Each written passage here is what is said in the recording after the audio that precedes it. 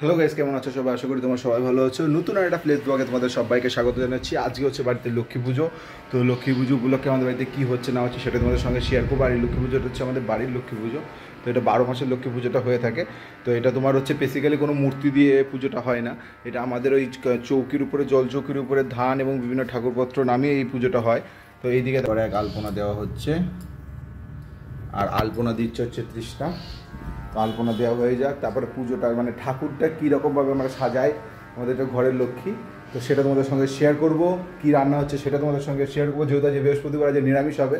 তো কী হচ্ছে না হচ্ছে সবটা তোমাদের সঙ্গে শেয়ার করবো। ব্লগটা দেখতে থাকো। একটা কথা না বলেই পারছি না, আমার মাও খুব সুন্দর আলপনা দেয়, আর তৃষ্ণাও খুব সুন্দর আলপনা দেয়। তো আলপনাটা কীরকম দিয়েছে সেটা তোমাদের সঙ্গে শেয়ার করব। তো চলো, আলপনাটা পুরো দেওয়া হয়ে গেছে, ঠাকুরের কাছে তোমাদের আলপনাটা দেখাচ্ছি।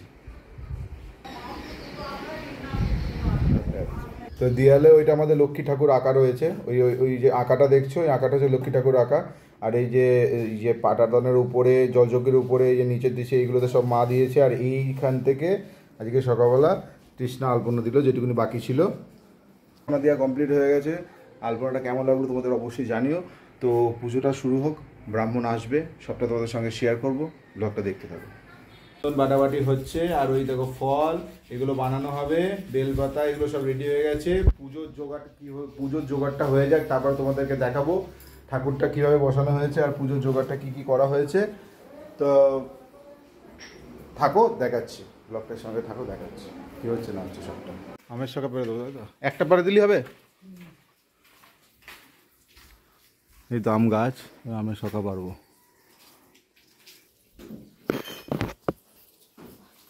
আর তুলে পড়ে যাচ্ছিলাম, দেখো এই আমের শখা থেকে আমের শখা পাওয়া যায় কিনা দেখে না একবার।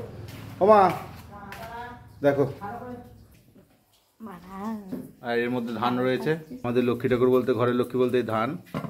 এইভাবেই পুজো হয় আমাদের, যেহেতু 12 মাসের লক্ষ্মী পুজো। আমাদের কোজাগরী লক্ষ্মী পুজোটা নেই, কিন্তু ঘরের 12 মাসের লক্ষ্মী পুজোটা হয়। মানে প্রতি মাসেই লক্ষ্মী পুজোটা হয়। তো চৈত্র আর পৌষ মাসে লক্ষ্মী পুজোটা হয় আমাদের, কিন্তু কোজাগরীটা হয় না। হ্যাঁ, চেয়ার বার করছি। মা, ওটার মধ্যে ইয়েটা পেয়েছো? আমার শাখা হয়েছে?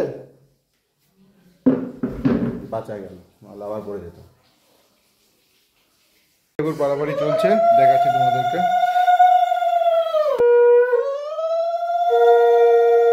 এটা করে ধান ঢালা হয়ে গেল, শাক বাজাচ্ছে।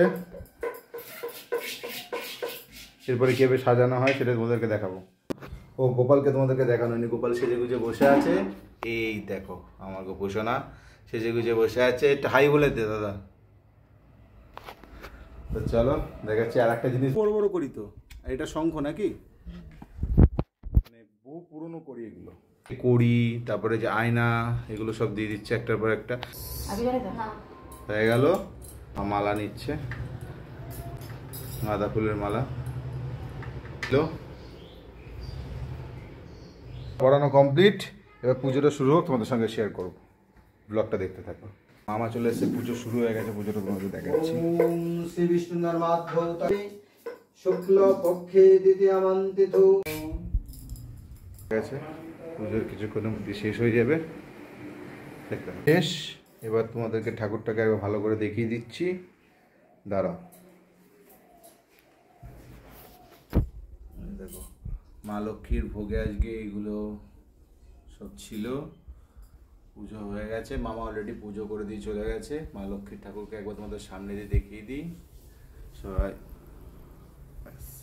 এবার গোপাল সেবাটা পরে দেখাবো, কারণ গোপালের কি সেবা হয়ে গেছে। ও তাহলে গোপাল সেবাটাও তোমাদেরকে দেখিয়ে দিচ্ছি, গোপালকে কি সেবা করেছিল। এই দেখো শুভ শম্ভু, বজরংবলী, আর এই দেখো বাকি ঠাকুরগুলো আমার। আর এইটা করেছে, এই ফলগুলো ছিল আজকে, চিড়ে ভোগ ছিল, দই ছিল। আর এই দেখো মা মঙ্গলচণ্ডী হচ্ছে এই ফলগুলো সেবা করেছে। তো এই ছিল আজকের ব্লগটা, তোমাদের কেমন লাগলো অবশ্যই জানিও। দেখা হচ্ছে দুপুরের ব্লগে। শ্রী মহারানী ঠিক আছে, রান্নাবান্নার রেসিপি তোমাদের সঙ্গে শেয়ার করতে চলে এসেছি। আজকে বৃহস্পতিবার, বাড়িতে লক্ষ্মী পুজো হয়েছে। আর এইদিকে দেখো এই যে আলু কাটাকাটি চলছে। তো রান্নাবান্নার রেসিপিটা তোমাদের সঙ্গে শেয়ার করবো, ব্লগটা দেখতে থাকো। চলো, এটা এই যে আলু সেদ্ধ হচ্ছে আলুর তরকারির জন্য নাকি, সকালবেলা মুড়ি খাবার। ও, যে আলু সেদ্ধ হচ্ছে, আলুর তরকারি হবে। তো চলো মুড়ি টুড়ি খেয়ে তারপর রান্নার রেসিপিটা তোমাদের সঙ্গে শেয়ার করবো। রান্না বান্না শুরু হয়ে গেছে। কি রান্না করছো? পোস্ত দিয়ে আলু ভাজা। তো চলে গেল পোস্ত। তো আর কি হচ্ছে না হচ্ছে পরে তোমাদের সঙ্গে শেয়ার করছি, পোস্টটা দেখতে থাকো। ভাজা হয়ে গেল এদিকে, এরপরে কি করবে? দেখি কি করি। এটা বেসিক্যালি মটরের ডাল বেটে কালো জিরে দিয়ে সেটা বড়া করা হচ্ছে। এটা আলু দিয়ে তরকারি করা হবে। দেখো মা আস্তে আস্তে বড়াগুলো ছাড়ছে তেলের মধ্যে। জিরে, তেজপাতা আর হিং, টমেটো, টমেটো। এবার টমেটো যাবে। তো তারপরে কি হচ্ছে না সব তোমাদের সঙ্গে শেয়ার করছি। আলু, হলুদ, তারপরে এটা কি কষবে নাকি? এটা কষার পর তারপরে এই বড়াগুলো দেবে, যে বড়াগুলো ভেজেছে। আচ্ছা, এরপরে চলে যাবে মশলা। এটা কি কি মশলা গেল? আদা আর কাঁচা লঙ্কা বাটা। চলে গেল ধনে আর জিরে গুঁড়ো।